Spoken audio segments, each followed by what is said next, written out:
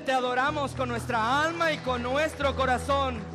Señor, recibe la gloria. ¿Por qué no le dice en sus propias palabras cuánto le ama y cuán agradecido está con él? Santo eres, Señor, y digno de toda la gloria y digno de toda la honra. Te adoramos con nuestra alma y te adoramos con nuestro corazón, pues tú eres nuestro Dios y tu gracia nos dio vida eterna y nos hizo tus hijos y nos sentó en lugares celestiales. Y ahora cantamos y te adoramos con nuestro corazón, libres del pecado y de la muerte. Te damos honor y gloria. Recibe, Señor, la gloria, recibe la honra. En el nombre poderoso de Cristo Jesús, Señor, pedimos que tú, mientras abrimos tu palabra, que tú obres en nuestros corazones y que tu Espíritu Santo traiga cada palabra a nuestras mentes y cobre vida para la gloria de tu nombre. En el nombre que es sobre todo nombre, en el nombre de Cristo Jesús. Amén y amén. ¿Está feliz? ¿Tiene deseos de aplaudir? No me aplaude a mí, le aplaude a Dios. Recuerde esto siempre. Aplaudimos a nuestro Dios. Quiero compartir con usted algunos anuncios antes de iniciar nuestro mensaje. Gracias a nuestros hermanos de la alabanza. Este año nos hemos emocionado, estamos confiando mucho en el Señor. Si usted se dará cuenta, hemos puesto muchas más sillas de las que regularmente ponemos, porque confiamos que este año será de una extraordinaria, maravillosa y grandiosa bendición. ¿Lo cree? Por eso usted puede ver un montón de sillas hoy, porque hemos creído que Dios obrará. Y mire todos los muchachos que tenemos, algunos se van, otros se quedan. Pero antes de comenzar, quiero pedir de usted estos próximos 55 minutos de su atención. Pero antes de iniciar, quiero compartir con usted varios anuncios. Y me esperé hoy hasta el final, hasta hoy que vamos a comenzar a predicar, para darle la oportunidad de que usted los escuche. También quiero animarle a que no se pierda el inicio de nuestra adoración a nuestro Dios. Cuando venimos temprano, nosotros le damos a Dios, adoramos a Dios, exaltamos a Dios y disfrutamos sus alabanzas a nuestro Dios. Así que le animamos a eso. Pero quiero compartir con usted varias cosas. Número uno, el desayuno de hombres este sábado, 8:30 de la mañana. Estaremos compartiendo un buen tiempo en nuestro restaurante favorito, el María Candelarias. Mary Kinders, el que está aquí por toda la... No hay ningún... usted no se puede perder directamente aquí, derecho hasta donde se termina la calle, donde está casi con la Washington. Ahí estaremos compartiendo nuestro desayuno de hombre. ¿Cuántos hombres hay acá? Yo sabía. Así que le esperamos este próximo sábado 13 de enero a las 8:30 de la mañana. Nuestros hermanos del ministerio Conexión Varonil, así se llama nuestro ministerio de hombres, Conexión Varonil, estaremos participando de un buen desayuno, un buen tiempo de compañerismo donde compartimos juntos. Luego también tenemos este otro anuncio acá, Cena del Señor, la Cena del Señor. Este próximo domingo prepare su corazón, prepare su alma y prepare todos sus sentimientos para participar de la Cena del Señor. No lo hacemos tan frecuente, y la razón por la que no lo hacemos tan frecuente, algunas personas dicen: pastor, ¿por qué no hacemos Cena del Señor cada domingo? Porque perdería el sentido que debe tener. La Cena del Señor nos recuerda la muerte, sepultura y resurrección de Cristo y el pago por nuestros pecados. Así que la Cena del Señor este próximo domingo 14 de enero no se lo puede perder, de verdad, no se lo puede perder. Luego también tenemos otro anuncio acá, día de trabajo. Antes de darle este anuncio, ¿cuántos aman su iglesia? Ya me voy. Mi hijo siempre tiene que salvar porque... ¿Cuántos aman su iglesia? Día de trabajo y limpieza. ¿Le gusta ver su iglesia limpia? A mí me encanta ver nuestra iglesia limpia. Hay un trabajo y que no se deteriore. Si se da cuenta, casi todo es nuevo. Gracias a Dios no tiene muchos años, desde que nos movimos aquí, básicamente. Pero para mantener esa calidad y disfrutar la calidad de lo que Dios nos ha provisto, en realidad, Dios nos ha provisto, se requiere un mantenimiento. Y hay alguien que nos ayuda, que Dios es una bendición, mire, de verdad, enorme. Hace la limpieza, usted no encuentra papeles afuera porque alguien lo hace voluntariamente. No tengo palabras. Es un edificio bien grande y todo. Pero una vez a cierto tiempo hacemos una limpieza general para que las cosas no se deterioren. Así que este próximo sábado 20 de enero, usted dice: yo quiero servir al Señor. Venga y habrá lugar donde servir. Amén. ¿Sí estamos? Ya no me contestaron muy contentos, que digamos. Pero bueno, los 5 que contestaron aquí les esperamos, ¿ok? Luego también tenemos este otro anuncio. Este no se lo puede perder. Cena de la Amistad. Ahora, cada año nos decían, pastor, yo quiero ir, pero es solo para parejas. Bueno, dije yo, vamos a cambiarlo. Ahora usted, si usted no tiene pareja, si usted no está casado, no está casada, empiece a orar. Ay, sí, no es cierto. Empiece a orar que Dios le guarde. Usted no me deja terminar. Este próximo cena de la amistad, usted si no está casado, si no tiene pareja, si no tiene matrimonio, pero usted puede participar de esta cena. Igual por eso es una cena de la amistad. Lo hicimos algo diferente. El costo es $35. No será aquí en la iglesia. Lo decidimos hacer fuera de la iglesia para que sentamos que es algo especial. Así que más información en la mesa. Sábado 10 de febrero, 7 p.m. en el restaurante La Costa en Montebello. Es un lugar muy, muy, muy, muy bonito ahí. Así que ahora sí, nadie tiene excusa para faltar. Amén. Y luego tenemos, alguien dice, no tengo dinero. Pues yo no sé. Ya sé. Yo tampoco. No. Varias cosas. Creo que son todos los anuncios. Ese anuncio, pues usted ya lo sabrá. El anuncio que está en su pantalla. También creo que nos pasó algo, nos faltó algo. Debe de faltar algún anuncio más ahí solo para tenerle. Cada viernes tenemos nuestro estudio bíblico a las 7:30 de la noche. Este viernes pasado los jóvenes y los niños, los adolescentes tuvieron un buen tiempo de compañerismo, un lacking le llamaron, se quedaron aquí a dormir. Bueno, realmente no se quedaron a dormir, se quedaron a jugar toda la noche. Fue fue algo muy emocionante. También quiero decirles de verdad, ¿le puedo hablar como su pastor hoy? ¿Le puedo hablar como su pastor hoy? Le animo de verdad a que no se pierda los estudios bíblicos de los viernes. Crecemos mucho, aprendemos mucho y nos conocemos y convivimos. Una de las cosas que le decía a los hermanos de los viernes, espero un viernes ver como veo hoy el domingo, este lugar lleno. El deseo de mi corazón es que Dios despierte un interés apasionado por su palabra y su conocimiento y por amarle más a Él. Así que le animo, viernes 7:30 de la noche, aquí estamos, oramos por usted. Este viernes tuvimos la oportunidad de estar todos acá al frente en el santuario y tomarnos de la mano y orar unos por otros. Amén. Así que le animamos este próximo viernes. Tenemos estudios para jóvenes, para niños. If you just speak English, don't worry about it. We got Bible study for you. Yes. Si usted solamente habla inglés, también tenemos un estudio bíblico para estos que solamente hablan inglés, que se sienten más cómodos y que de pronto no le entienden al pastor todo lo que dice y sus chistes malos. Tenemos un grupo en inglés. Así que le animamos a participar. Comencemos el año. No haga resoluciones. Yo decidí no hacer ninguna resolución este año. Casi nunca hago resoluciones. Busco hacer decisiones cada día. Las resoluciones, estamos muy emocionados, pero luego se quedan atrás. Las acciones son constantes. Amén. Como están muy serios hoy, le voy a pedir que abra su Biblia en la carta a los Romanos capítulo 3. Hoy comenzamos una nueva serie titulada, el día de hoy comenzamos una nueva serie titulada Capturado por su gracia. Esta serie tocó mi corazón. Yo espero que hable a lo más profundo de nuestro ser. Y el tema que deseo compartir con ustedes esta mañana se titula El compasivo plan de Dios, el compasivo plan de la gracia, plan de gracia, o el compasivo plan de Dios de la gracia, o el compasivo plan de gracia para los seres humanos. Así que abramos nuestras Biblias en Romanos capítulo 3 y deseo iniciar diciendo esto. Si somos honestos, cantamos un himno en inglés y me gustó porque lo cantamos en inglés. El himno se titula Sublime Gracia, ¿se recuerda? Sublime Gracia. Y cuando llegamos a una palabra, le han cambiado la palabra original con la que este himno fue escrito, y en español cambiamos infeliz porque se oye menos feo que miserable, ¿verdad? Como que infeliz tiene un amortiguamiento, pero en realidad el himno en su escrito original dice infeliz o dice una persona o miserable, es como dice.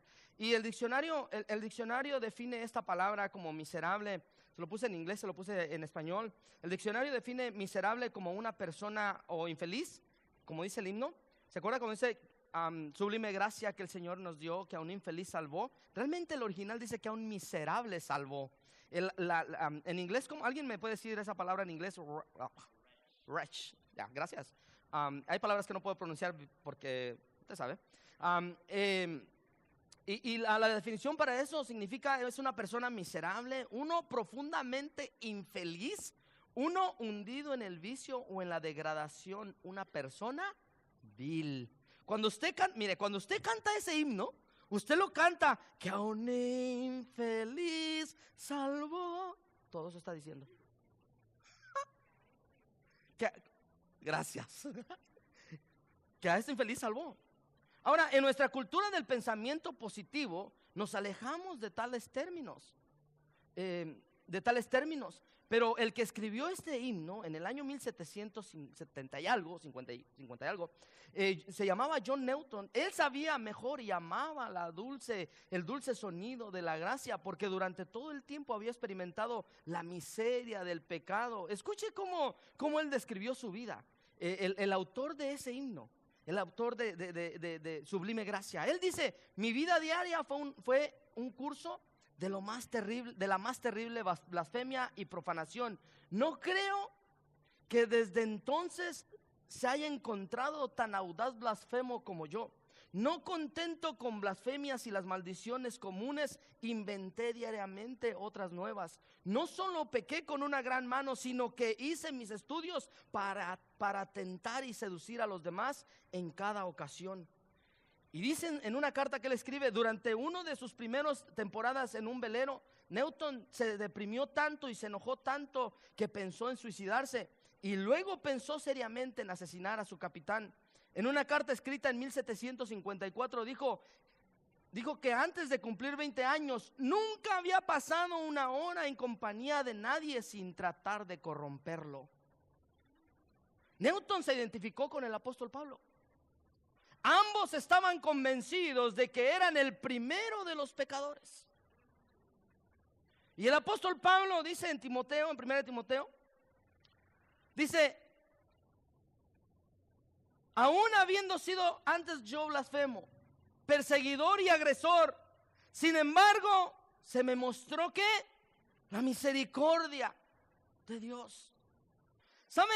Cuando Pablo escribe esta palabra misericordia aquí, Pablo está buscando definir un miserable tirado en el piso sin esperanza de nada.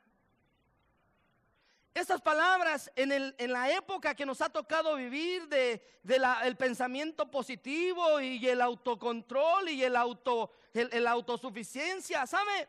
Una de las cosas que descubrí o aprendí a través del pastor Paul Washer es que él dice: yo no busco autoamarme a mí mismo, porque autoamarme a mí mismo ha nacido en el centro del egoísmo y del propio infierno,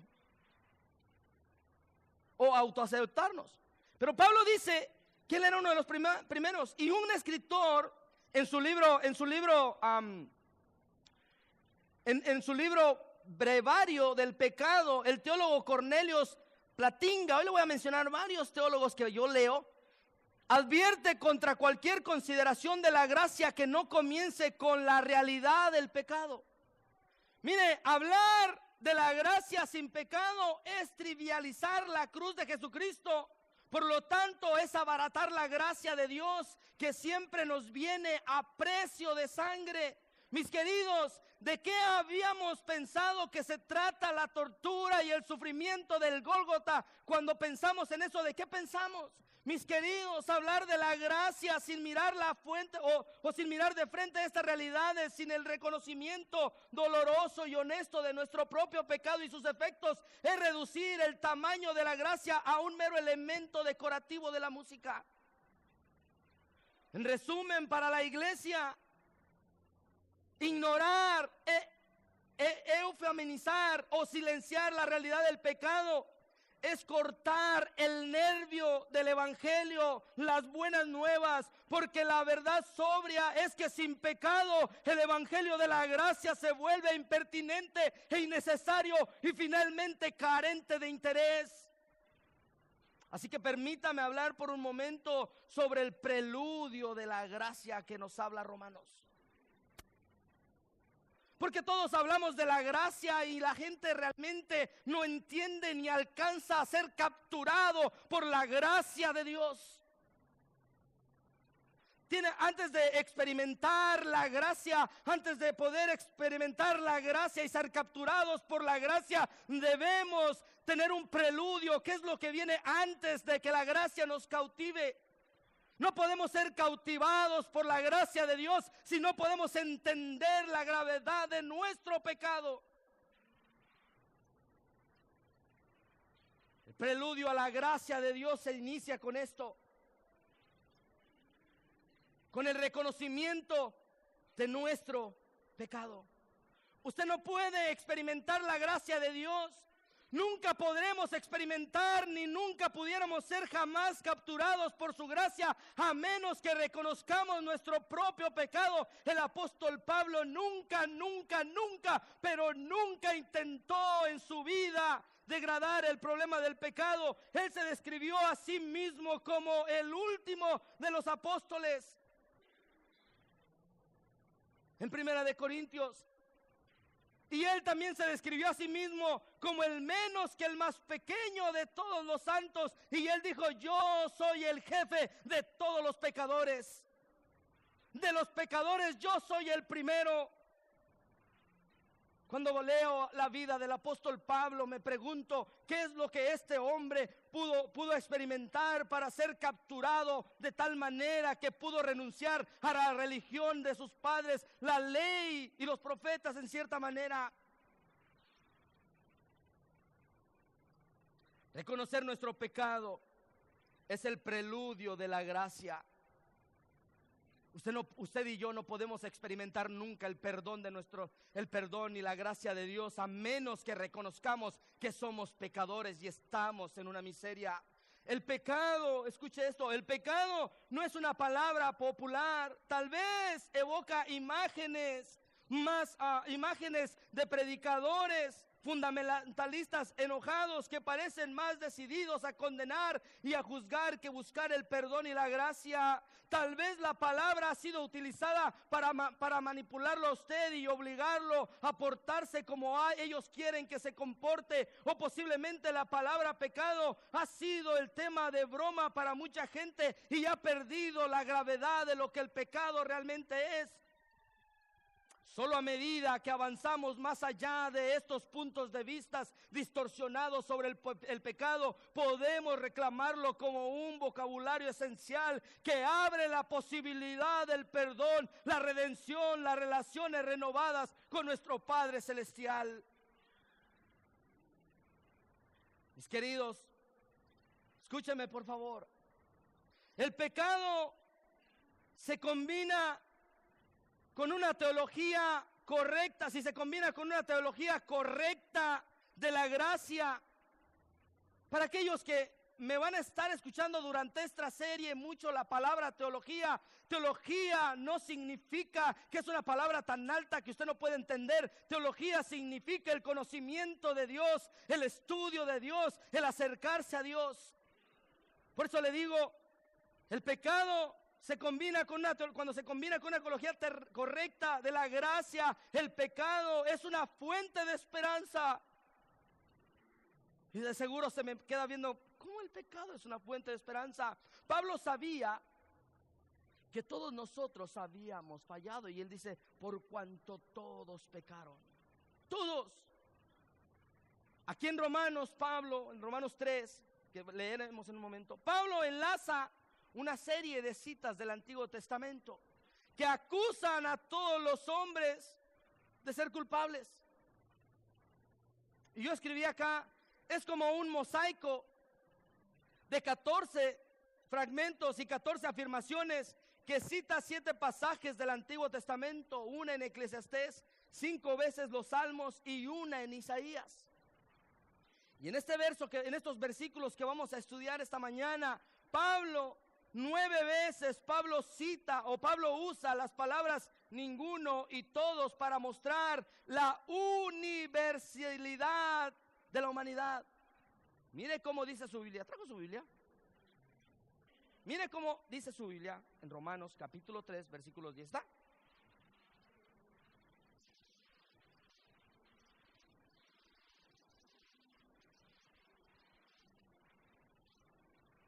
Mire lo que dice.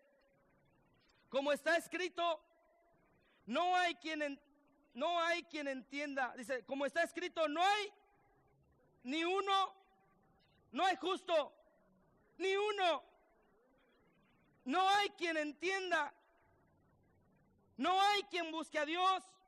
Todos se han desviado. A una se hicieron inútiles. No hay quien haga lo bueno. No hay ni siquiera uno. Uno pudiera decir, pero Pablo quizás un predicador destacado puede ser bueno. Pues no hay uno solo sobre la faz de la tierra que pueda decir que es bueno y que se puede enfrentar a la santidad de Dios. Dice Pablo, no hay uno. Luego dice, todos se han desviado, a una se hicieron inútiles. No hay quien haga lo bueno, no hay ni siquiera uno. Sepulcro abierto de su garganta, engañan de continuo con su lengua. Veneno de serpiente hay bajo sus labios, llena está su boca de maldición y amargura. Sus pies son veloces a derramar sangre, destrucción y miseria hay en sus caminos. La senda de paz no han conocido, dice el apóstol Pablo, no han conocido. No hay temor de Dios delante de sus ojos. Observe este pasaje que Pablo repite la frase, no hay nadie, ni siquiera 5 veces. Cuando leo este pasaje es como los golpes de un hacha cortando un árbol desde el tallo.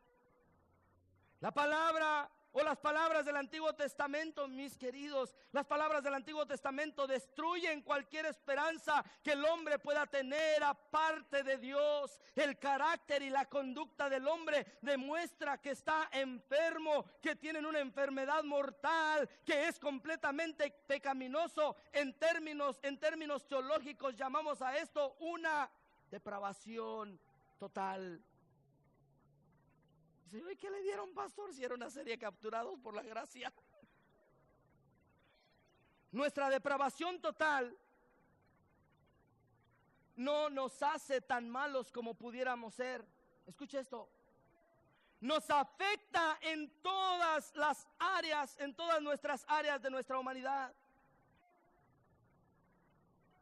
Chuck Window, siempre a veces nunca puedo pronunciar ese pastor, pero Chuck Window describió nuestra pecaminosidad de esta manera. Se lo leo. Y la depravación. Y él dice así: si la depravación o la pecaminosidad del hombre fuera azul, él dice, estaríamos azules por todas partes. Cortémonos en cualquier parte y sangraremos de azul.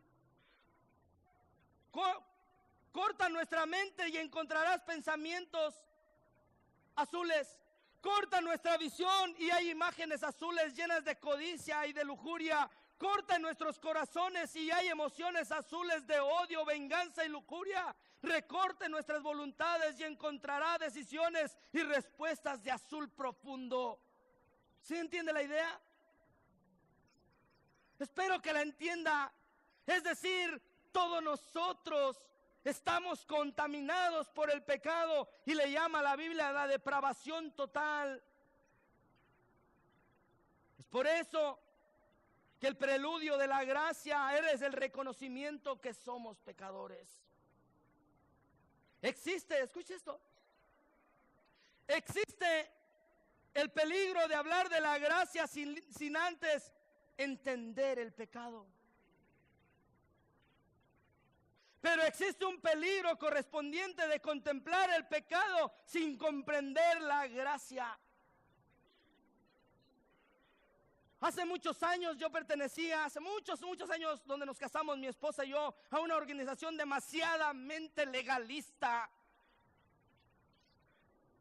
Y ellos creen que yo cambié porque se me ocurrió, porque quería vivir más liberal. Mis queridos, cuando uno entiende a cabalidad o por un momento los destellos maravillosos de la gracia de Dios, usted no peca por temor a nada. Usted no peca porque tiene libertad para hacerlo. Usted deja de hacer las cosas porque a su corazón ha sido capturado por la maravillosa gracia de Dios. Usted no deja de pecar porque tiene temor a ser enviado al infierno, pues hemos sido salvos del infierno por la gracia de Dios. No lo hacemos porque amamos a Dios y su gracia nos ha capturado por la eternidad del corazón. Alguien escribió: hablar del pecado por sí mismo es hablar de ello aparte de la realidad de la gracia. Es olvidar la voluntad de Dios, es olvidar que el centro de la fe cristiana no es nuestro pecado, pero puede llevarnos a nuestro Salvador Jesucristo. Por eso le dije que el pecado puede ser esperanzador, porque el pecado nos hará correr a los brazos de nuestro Salvador Jesucristo para encontrar perdón y redención. Hablar de la depravación total no es decir que todos los seres humanos son tan malvados como puedan ser, o que todos los seres humanos son borrachos, o que todos son violadores, o que todos son blasfemos en su absoluta forma, o delincuentes, o adúlteros, o asesinos. La depravación total se refiere más a la extensión del pecado que al grado de ese pecado. En otras palabras, aunque nuestra depravación no nos hace tan malos como podríamos ser, nos afecta en todas las áreas de nuestra vida. Hay personas que dicen: bueno, usted era así, por eso tuvo que ir a la iglesia, pero yo no soy tan malo. La Biblia dice que no hay un solo justo que por sí mismo jamás alcance a lograr las normas que Dios pide en este santo libro. ¿Sabe una de las razones por las que casi nunca comparto mi testimonio y de dónde me sacó? Porque no le quiero dar a nadie una excusa para decir: tú lo necesitabas, eras súper malo. Porque la Biblia dice que todos han pecado. En otras palabras, aunque nuestra depravación no nos hace tan malos como podríamos ser, nos afecta en todas las áreas de nuestro ser, corrompiendo cada parte de nuestra humanidad, incluyendo nuestra mente, emociones, sexualidad, ciencia y voluntad. Esa es la introducción para mi sermón. Espero que ya esté listo para escuchar el sermón. En segundo lugar, esta mañana deseo hablar de los principios de la gracia. Ya estamos claros que antes de recibir la gracia de Dios y de participar de la gracia de Dios, hay que reconocer que somos pecadores. No se puede de otra manera. Por más que la gente quiera acercarse a Dios, a menos que reconozca que vive en una miseria espiritual, nunca obtendrá la vida eterna. Los principios de la gracia de Dios. Mire lo que dice Romanos capítulo 3, versículos 21 al 25. Pero ahora, aparte de la ley, la justicia de Dios ha sido manifestada, atestiguada por la ley y los profetas, es decir, la justicia de Dios, por medio de la fe en Jesucristo, para todos los que creen. Porque no hay distinción, por cuanto todos pecaron y no alcanzan la gloria de Dios, siendo justificados gratuitamente por su gracia, por medio de la redención que es en Cristo Jesús, a quien Dios exhibió públicamente como propiciación por su sangre a través de la fe, como demostración de la justicia, porque en su tolerancia Dios pasó por alto los pecados cometidos anteriores. La acusación universal de Pablo en Romanos 3 nos dice cómo debemos responder. Nuestra primera respuesta a la acusación de Pablo entonces debería ser asegurarnos lo más posible que hemos aceptado el diagnóstico divino. Es como cuando usted va al doctor y usted va al doctor y de pronto quiere saber cómo está, y el doctor le dice: mire, usted tiene flu, le vamos a dar esta medicina para que se le pase. Yo no tengo nada. Yo soy fuerte, mi familia sí, pero yo no. Pablo es como si da un diagnóstico al ser humano y una acusación. Todos están contaminados.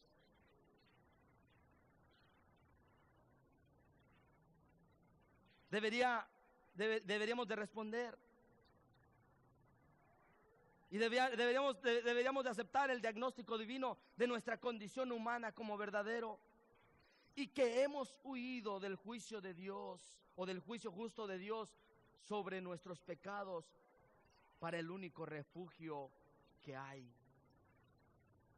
Se llama Jesucristo, que murió por nuestros pecados, que dio su vida por nuestros pecados. Ahí es exactamente donde Pablo nos está guiando a medida que avanza hacia la siguiente sección del capítulo 3.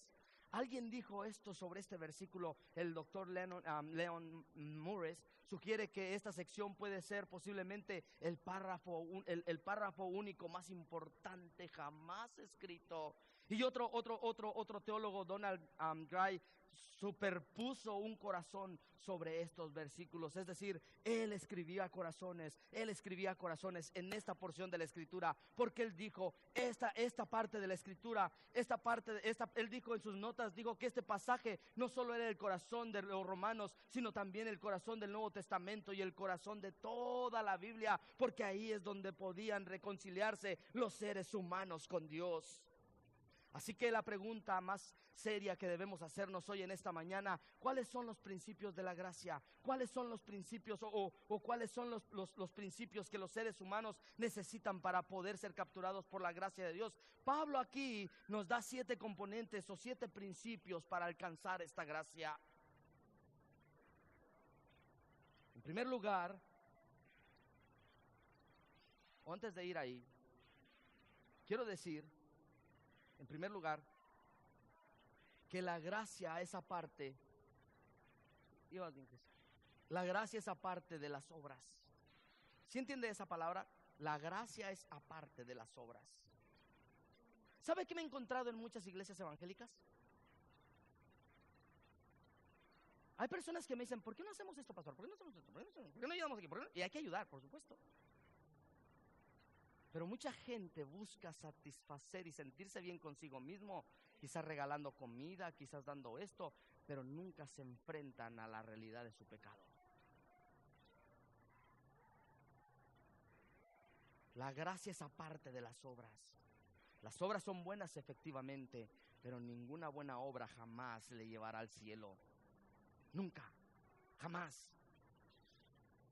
Solo hay 2 religiones en el mundo. La primera podría denominarse como la religión, y dije religión, del logro divino, y la religión del logro humano. Y yo sabía que algunos están pensando, no tenemos religión o creencia, tenemos una creencia en Jesucristo.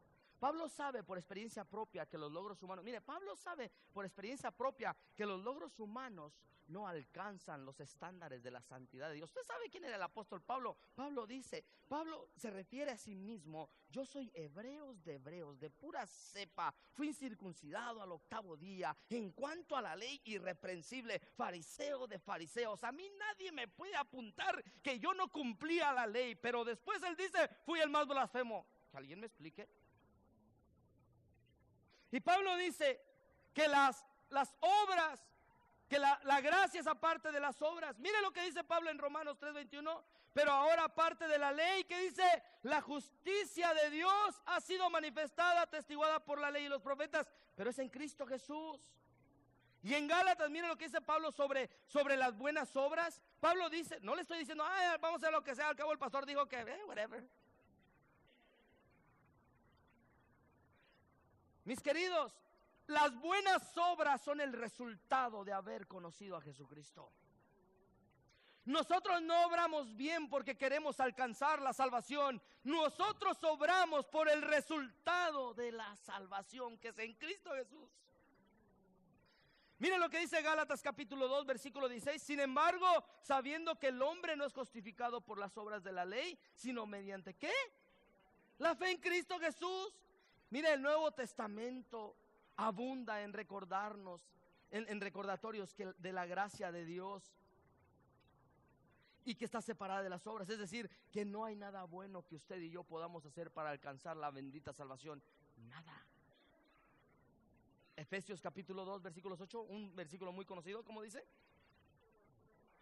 Porque por gracia habéis sido salvos por medio de la fe. ¿Y qué? Esto no es de ustedes, pues es un regalo gratuito de Dios. Mire, hay personas que por eso el libre, hoy me confieso, no creo en el libre albedrío, porque el libre albedrío tiene la idea de que el ser humano puede elegir entre Dios, entre su salvación o no.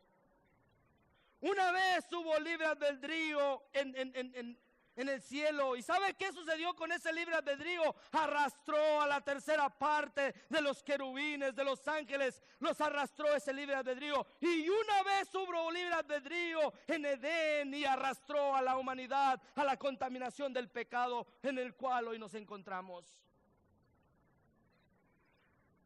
Por gracia, ¿habéis qué? Sido salvados por medio de la fe. Y esto no es de vosotros. Permítame confesarme con usted.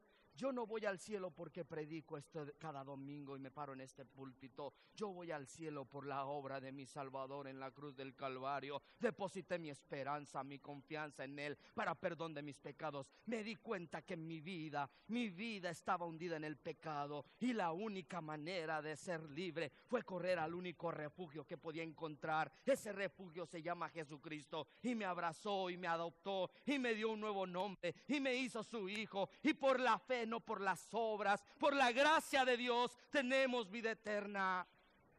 Pablo dice en Timoteo, quien nos ha salvado y nos ha llamado con un llamamiento santo, no según qué nuestras obras, sino según su propósito y según qué la gracia. Es decir, la gracia de Dios es totalmente aparte de las obras. Y en Tito, dice, Él nos salvó no por obras de justicia que nosotros hubiéramos hecho, sino conforme a su misericordia, por medio del lavamiento de la regeneración y la renovación por el Espíritu. Así que la gracia es totalmente aparte de las obras, es un regalo de Dios. Pero en segundo lugar, la gracia se acepta por la fe. La gracia es aceptada por la fe. Mire lo que dice Romanos capítulo 3, 22. Es decir, la justicia de Dios, ¿por medio de qué? De la fe en Jesucristo, para todos los que creen. Alguien describió esto. La fe, escucha esto.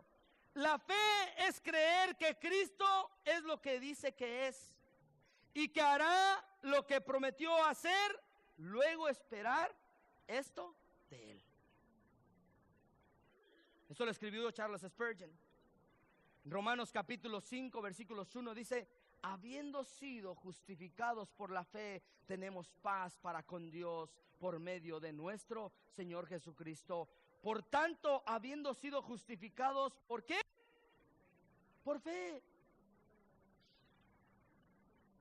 Otro segundo principio para poder participar de la gracia de Dios es que en tercer lugar está disponible para todo aquel que crea. Mire, en mis cortos años que tengo de ministerio, me he topado con personas que les explicas todo el plan de salvación y lo entienden pero no lo creen.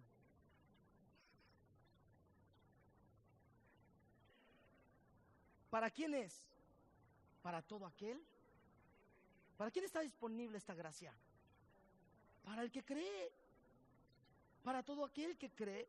Miren lo que dice otra vez Romanos 22, versículo 22. Es decir, la justicia de Dios por medio de la fe en Jesucristo. ¿Para qué? Todos los que creen. Porque ¿qué? No hay distinción de persona. Mis queridos, Dios no hace distinción de persona. La gracia no es exclusiva de un grupo de personas. Dios quiere su gracia para todos los que están dispuestos a creer. Nadie está fuera del alcance de su gracia. No hay distinción entre los que se salvan, porque no hay distinción entre aquellos que están perdidos. Nadie está más en pecado que cualquiera que está en pecado. Nadie. Y el remedio es el mismo. El remedio para la salvación es el mismo para un depravado. que para alguien que trabaja en una oficina y un buen portado padre de familia, pero sin Cristo. ¿Sí me escuchó lo que le dije? Es el mismo remedio. La gracia parte de las obras. Así que la gracia parte de las obras. La gracia es aceptada por fe. La gracia está disponible para todos los que creen. Pero en cuarto lugar, la gracia se alcanza por la justificación. Aunque es gratis, costó mucho, mis queridos. Mire lo que dice ahí mismo en Romanos. El 24 dice, ¿siendo qué? Justificados por su gracia. Siendo justificados. Ahora, la justificación es mucho más que simplemente ser indultado o perdonado. La justificación es algo muy positivo, en el sentido de que el Señor Jesucristo ha cumplido todas nuestras obligaciones por completo. Él pagó, Él nos justificó. Mire, en Estados Unidos el presidente puede indultar, y no solo en Estados Unidos, creo que en Perú lo acaban de hacer también. Sí, le hacen los del Perú. El PPK perdonó a don Fujimori. Los presidentes pueden indultar, pero no pueden volverlos a establecer en la posición que estaban antes. La justificación, aquí la idea que fuimos siendo justificados, es decir, nos indultaron, nos perdonaron, pero no solamente eso, nos traspasaron a donde estábamos en el principio. Es decir, Efesios dice que estamos sentados en los lugares celestiales en Cristo Jesús. Cuando fuimos perdonados o justificados, no solamente recibimos el perdón, nos establecieron nuevamente en el lugar donde Dios está. Es decir, nuestra relación con Dios se restableció. Nuestro Padre volvió a ser nuestro Padre amado. Nos restituyeron nuestra posición perdida. Así que la gracia, esa parte de las obras, la gracia es aceptada por fe, la gracia está disponible para todos los que creen, pero la gracia es alcanzada por la justificación, pero la gracia es concedida gratuitamente. Mire lo que dice el versículo 24, estamos ahí, está en Romanos, ¿verdad? Siendo justificados, ¿qué? Gratuitamente. La palabra gratuita en inglés es a freely, pero es una palabra latina que significa gratis. ¿A quién no? Va a haber tacos gratis. Vamos todos. Gratuitamente. Esa es la palabra original. O libremente en las versiones latinas, gratis. Es la idea. Mire estos versículos. Esta es la idea de esta palabra. En Apocalipsis 22, 17 dice, ¿y el espíritu qué? Y la esposa dicen, ven. Y el que oye diga, ven. Y el que tiene sed, venga. Y el que desea que tome, ¿qué?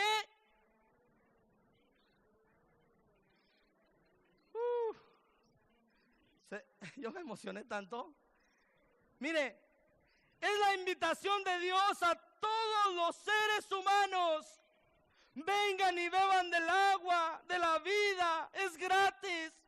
Mire, mi querido, aunque usted quisiera comprarla, no la puede comprar, pues es gratis y solamente Dios la puede proporcionar. Solamente nuestro Padre Celestial puede proporcionarnos vida eterna. Es gratuitamente para todo el que cree. Yo quiero brincar, no sé qué hacer. Venga, si usted anda sediento, venga y beba de la fuente que sacia su dolor, que sacia su alma, que sacia su soledad, que sacia su espíritu. Venga y beba del agua que nunca se agota. Está brotando libre y gratuitamente para satisfacer sus necesidades más íntimas. Permítame contar una historia que leí la semana antepasada. Leí la historia de una viuda cuya única hija estaba muy enferma y necesitaba frutas frescas. Le estoy hablando de los años 800, 1800.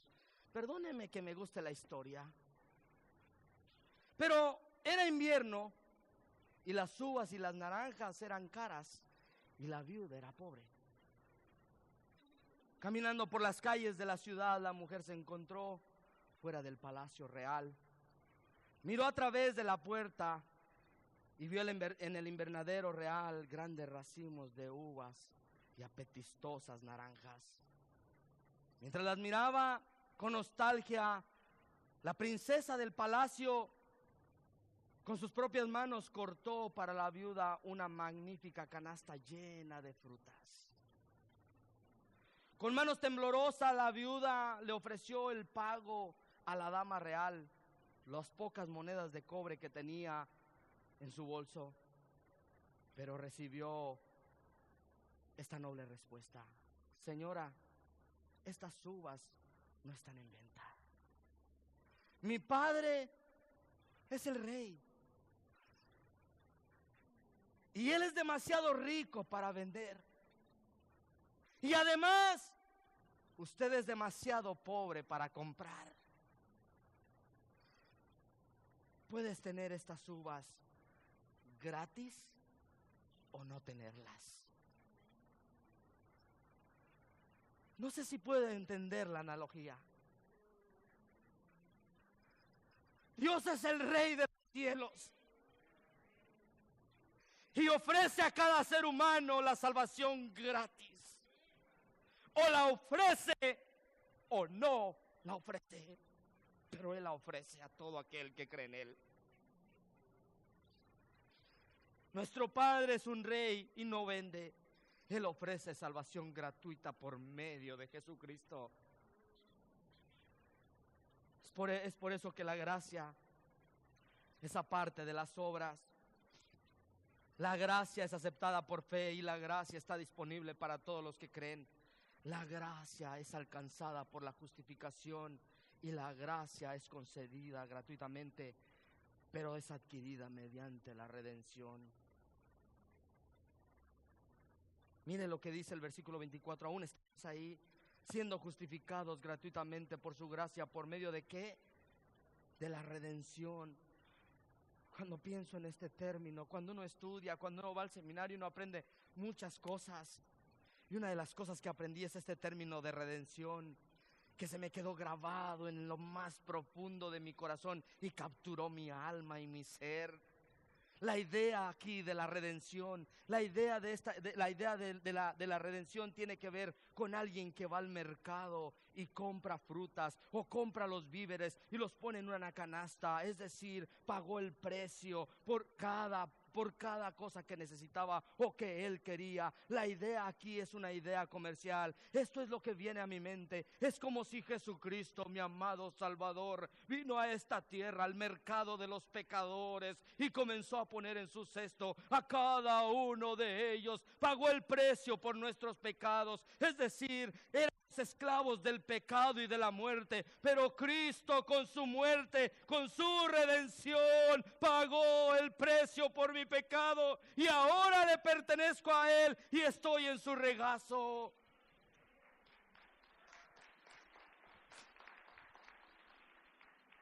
Dios es bueno. Jesús salió a comprar al mercado del pecado y nos compró y nos puso en su regazo. Y Él dice que sus ovejas oyen su voz y le siguen. Y una vez que somos ovejas de Él, no hay nadie que nos arrebate de su mano. Nos dio la redención, pero por último, la gracia es a través de la propiciación. Hay muchas palabras así fuertes que quizás usted nunca había escuchado. El versículo 3:25 dice: a quien Dios exhibió públicamente como propiciación por su sangre a través de la fe, como demostración de su justicia, porque en su tolerancia Dios pasó por alto los pecados cometidos anteriormente. Esta palabra propiciación es una de las grandes palabras de la Biblia, aunque solo aparece 4 veces en el Nuevo Testamento. Nos permite, escucha esto, nos permite vislumbrar la perspectiva de Dios sobre nuestra salvación. Y una de las mejores maneras de entender esta palabra es ver cómo se usa en el Antiguo Testamento. La palabra propiciación se usa en referencia al arca de la alianza. El arca de la alianza o el arca del pacto era una caja con 2 querubines con alas así como encontrar. No lo puse en la pantalla, pero eran 2 querubines que se reunían aquí y casi pegaban una ala con la otra. No son supersticiones, no era nada de eso. Y adentro de esa caja de madera cubierta con oro se encontraban las tablas de la ley, todo lo que Dios le había dictado a Moisés, donde más bien Dios con su dedo había escrito, y Moisés tomó esas tablas y las puso dentro del arca de la alianza. Todo el tiempo aparecían esas alas ahí, pero es esta parte de la propiciación. Había una mesa que se llamaba la mesa de la misericordia, donde estas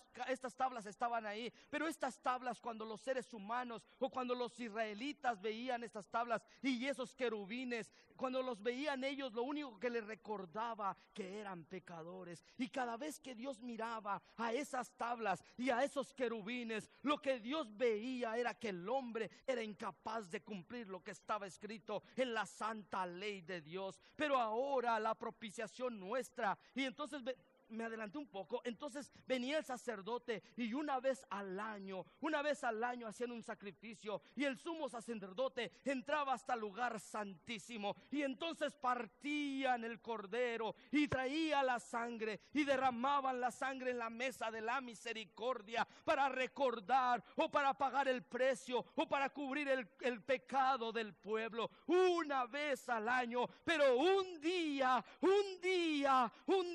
eso apuntaba a la redención eterna, a nuestra propiciación eterna, que era Cristo Jesús. Y un día en el río Jordán apareció un hombre solo caminando, y mientras Juan el Bautista bautizaba, este hombre se volteó y miró al otro hombre, y Juan el Bautista dijo: he ahí el Cordero de Dios que quita el pecado del mundo. Es decir, he ahí la propiciación por los pecados. Y ahora cuando Dios me mira a mí, no mira mis obras, no mira mis acciones, mira el sacrificio perfecto de Cristo. Y ahora tengo entrada al lugar santísimo con mi Padre Celestial.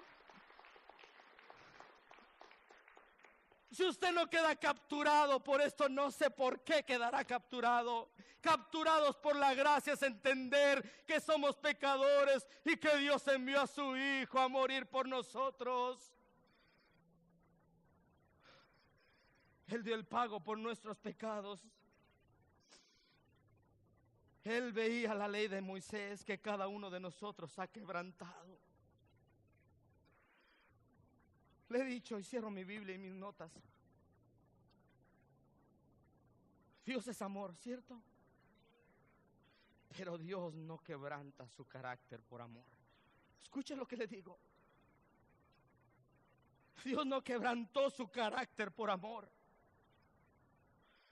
Había que pagarse el precio por su pecado y por mi pecado. Y Él abandonó a Jesús, siendo propiciación por mi pecado. Mi corazón quedó capturado, y el corazón de Pablo quedó capturado, y el corazón de Newton quedó capturado por la bendita gracia de Dios. Y yo espero, iglesia de Greenleaf, que usted esté capturado por la gracia de Dios para compartir este amor y esta gracia que solamente encontramos en Cristo. Le pregunto, ¿experimenta ya? ¿Ha sido capturado ya por la gracia de Dios? Oremos.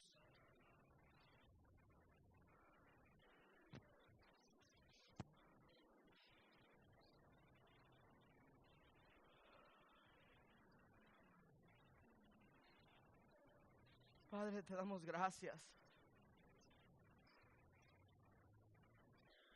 por tu amor y por tu bondad.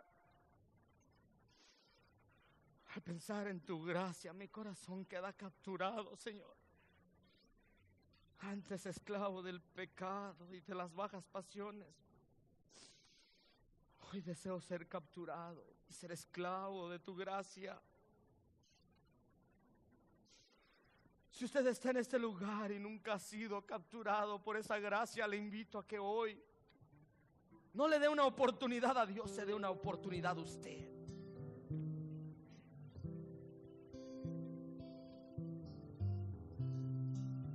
Mientras nos preparamos para cantar este hermoso himno, maravillosa gracia, pero levantemos primero, queremos poner en las manos de Dios nuestros diezmos, nuestras ofrendas. Padre, pedimos que tú bendigas nuestros diezmos y nuestras ofrendas. Nuestro corazón ha sido capturado por tu gracia. Bendice estos diezmos y estas ofrendas para la gloria de tu nombre, mientras nuestro corazón se prepara para adorarte con toda nuestra alma y nuestro corazón. En el nombre de Cristo Jesús.